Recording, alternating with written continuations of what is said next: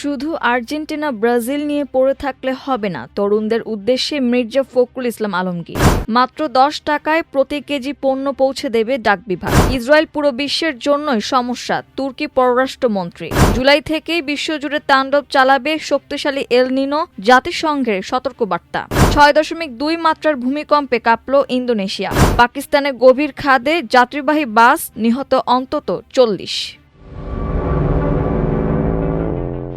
তরুণ প্রজন্মকে শুধু আর্জেন্টিনা ও ব্রাজিলের ফুটবল খেলার সমর্থনে সীমাবদ্ধ না থেকে উদ্ভাবন, গবেষণা ও প্রযুক্তি নির্ভর কাজে এগিয়ে আসার আহ্বান জানিয়েছেন স্থানীয় সরকার, পল্লী উন্নয়ন ও সমবায় মন্ত্রী এবং বিএনপির মহাসচিব মির্জা ফখরুল ইসলাম আলমগীর। তিনি বলেন, শুধু আর্জেন্টিনা আর ব্রাজিল নিয়ে পড়ে থাকলে হবে না, তরুণদের উদ্ভাবন ও সৃজনশীলতার দিকে মনোযোগ দিতে হবে। শুক্রবার সকালে ঠাকুরগাঁও সদর উপজেলার মোলানির চুনিহারি গ্রামে সলেমন সোলার সেচ পাম্পের উদ্বোধনী অনুষ্ঠানে প্রধান অতিথির বক্তব্যে তিনি এসব কথা বলেন।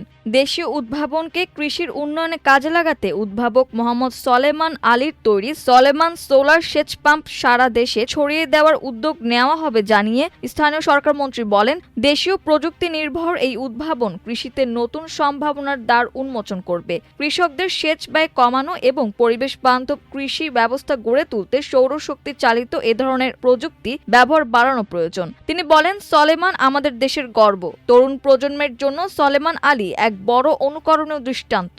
বর্তমান সরকার কৃষিকে আধুনিক ও প্রযুক্তি নির্ভর করতে নিরলসভাবে কাজ করছে। নতুন নতুন উদ্ভাবনকে উৎসাহিত করা হলে দেশের কৃষি আরও সমৃদ্ধ হবে এবং কৃষকরাও সরাসরি উপকৃত হবেন। এই উদ্ভাবনকে জাতীয় অগ্রগতির প্রতীক হিসেবে উল্লেখ করে যুগান্তকারী এ কাজের জন্য সরকারের পক্ষ থেকে সব ধরনের সহযোগিতার আশ্বাস দেন তিনি। ডিজিটাল প্রযুক্তি এবং আধুনিক অবকাঠামোগত উন্নয়নের মাধ্যমে সম্পূর্ণ নতুন ও গতিশীল রূপে আবির্ভূত হয়েছে বাংলাদেশ ডাক বিভাগ। প্রতিষ্ঠানটির আধুনিক স্পিড পোস্ট সেবার মাধ্যমে আজ বুকিং করলে আগামীকাল ঢাকা এবং সর্বোচ্চ 48 ঘন্টার মধ্যে সারা বাংলাদেশে পার্সেল পৌঁছে দেওয়া যাচ্ছে। পণ্য আপনার, দায়িত্ব আমাদের, এই প্রতিপাদ্যকে সামনে রেখে দেশব্যাপী এই পার্সেল পরিবহন সেবা চালু করা হয়েছে। ডাক বিভাগের সেবার পরিধি বাড়াতে দেশব্যাপী প্রাথমিক পর্যায়ে 11টি franchise model post office pilot ভিত্তিতে চালু করা হচ্ছে। একই সঙ্গে ই-কমার্স খাতের লজিস্টিক্স সাপোর্টের জন্য সারা দেশে 14টি সর্বাধুনিক ফুলফিলমেন্ট সেন্টার স্থাপন করা হচ্ছে, যা বাংলাদেশের লজিস্টিক্স ও পার্সেল সরবরাহ খাতে এক বৈপ্লবিক পরিবর্তন আনবে বলা যায়।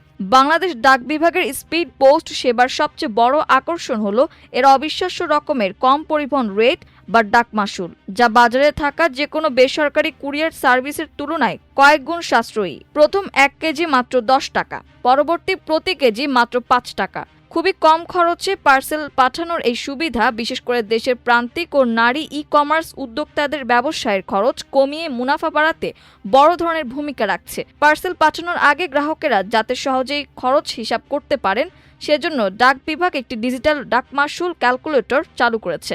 গ্রাহকেরা নির্দিষ্ট লিঙ্কে ভিজিট করে সহজেই তাদের পার্সেলের মাশুল হিসাব করে নিতে পারছেন। স্পিড পোস্টের আরেকটি আধুনিক বৈশিষ্ট্য হলো এর ডিজিটাল ট্র্যাকিং সুবিধা। বুকিং করার পর প্রেরিত পার্সেলটি ঠিক কোন অবস্থানে রয়েছে তা ঘরে বসেই অনলাইনে সরাসরি পর্যবেক্ষণ করতে পারছেন গ্রাহকেরা। ডাক বিভাগের অফিসিয়াল ট্র্যাকিং লিঙ্কের মাধ্যমে গ্রাহকেরা 24 ঘন্টা পার্সেলের হালনাগাদ তথ্য পাচ্ছেন। তুরস্কের পররাষ্ট্রমন্ত্রী হাকান ফিদান বলেছেন, ইসরায়েল এখন শুধু তুরস্কের জন্য নয়, পুরো বিশ্বের জন্যই একটি সমস্যা হয়ে দাঁড়িয়েছে। তিনি বলেন, ইসরায়েলের বর্তমান নীতির কারণে দেশটি এমন এক বোঝায় পরিণত হয়েছে যা মানবজাতির জন্য আর সহ্য করা কঠিন। তিনি CNN তুর্ককে দেওয়া সাক্ষাৎকারে বলেন, তুরস্ক ইসরায়েল সম্পর্কে নিজের অবস্থান পরিবর্তন করবে না। তার মতে, ইসরায়েলের কর্মকাণ্ডের কারণে এখন বিশ্বজুড়ে উদ্বেগ তৈরি হয়েছে। ফিদান বলেন, আমরা আমাদের অবস্থান থেকে সরে আসব না। ইসরায়েল শুধু তুরস্কের সমস্যা নয়, এটি পুরো বিশ্বের সমস্যা হয়ে দাঁড়িয়েছে। ইসরায়েলের বর্তমান সরকার এমন একটি বোঝা হয়ে উঠেছে যা মানবজাতি আর বহন করতে পারছে না। ফিদান আরও বলেন, গাজায় চলমান যুদ্ধের প্রতিবাদে তুরস্ক প্রথম দিকের দেশগুলোর একটি, যারা ইসরায়েলের সঙ্গে বাণিজ্য বন্ধ করে দেয়। তিনি বলেন, আমাদের প্রেসিডেন্ট এক রাতের মধ্যেই ইসরায়েলের সঙ্গে $10 বিলিয়ন বাণিজ্য বন্ধ করে দেন। দৃঢ় অবস্থান ও বাস্তব পদক্ষেপ নেওয়া খুবই গুরুত্বপূর্ণ। জুলাই থেকে সেপ্টেম্বরের মধ্যে এল নিনো দ্রুত একটি শক্তিশালী রূপ ধারণ করতে যাচ্ছে। এর ফলে বিশ্বজুড়ে চরম বৈরী আবহাওয়ার শঙ্কা বাড়ছে বলে শুক্রবার সতর্ক করেছে জাতিসংঘের আবহাওয়া ও জলবায়ু সংস্থা। বিশ্ব আবহাওয়া সংস্থা জানিয়েছে, এল নিনোর প্রভাব ইতোমধ্যে শুরু হয়ে গেছে এবং এটি দ্রুতই আরও শক্তি সঞ্চয় করবে। সম্ভাব্য এই ক্ষতিকর প্রভাব মোকাবিলায় দেশগুলোকে এখন থেকে প্রস্তুত থাকার আহ্বান জানিয়েছে সংস্থাটি।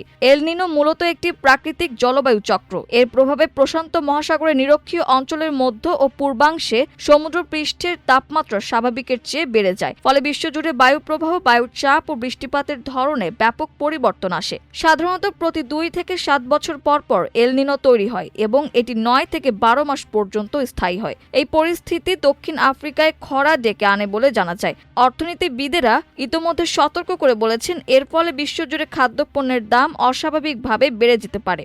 আবহাওয়ার এই অবস্থা মূলত এল নিনো এবং এর ঠিক বিপরীত অবস্থা লা নিনা এর মধ্যে ওঠানামা করে। এ দুয়ের মাঝামাঝি সময়ে একটি নিরপেক্ষ অবস্থাও বিরাজ করে।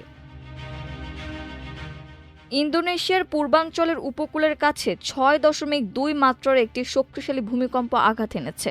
যুক্তরাষ্ট্রের ভূতাত্ত্বিক জরিপ সংস্থার তথ্য অনুযায়ী এখন পর্যন্ত কোনো হতাহত বা ক্ষয়ক্ষতির খবর পাওয়া যায়নি। ভূমিকম্পটি স্থানীয় সময় সকাল 11:31 উত্তর মালুকু প্রদেশের টোবেলো শহর থেকে প্রায় 58 কিলোমিটার পশ্চিমে আঘাত হানে। এর উৎপত্তি স্থল ছিল ভূপৃষ্ঠের প্রায় 120 কিলোমিটার গভীরে। ইন্দোনেশিয়ার আবহাওয়া, জলবায়ু ও ভূভৌত সংস্থা জানিয়েছে, এই ভূমিকম্পের কারণে সুনামির কোনো আশঙ্কা নেই।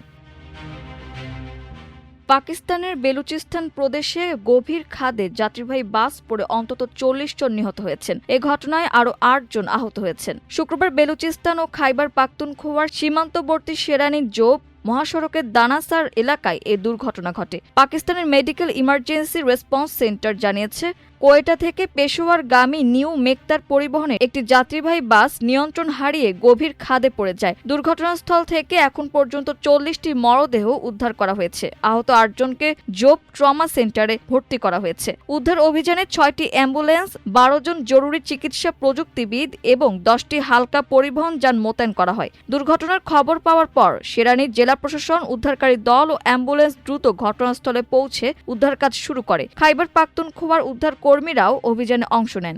শেরানির ডেপুটি কমিশনার হাজরত ওয়ালি কাকার বলেন, আহতদের উদ্ধার করে আশপাশের হাসপাতালে নেওয়া হচ্ছে। একই সঙ্গে নিহতদের মরদেহ উদ্ধারের কাজও অব্যাহত রয়েছে। মাল্টিমিডিয়া ডেস্ক, আমার দেশ।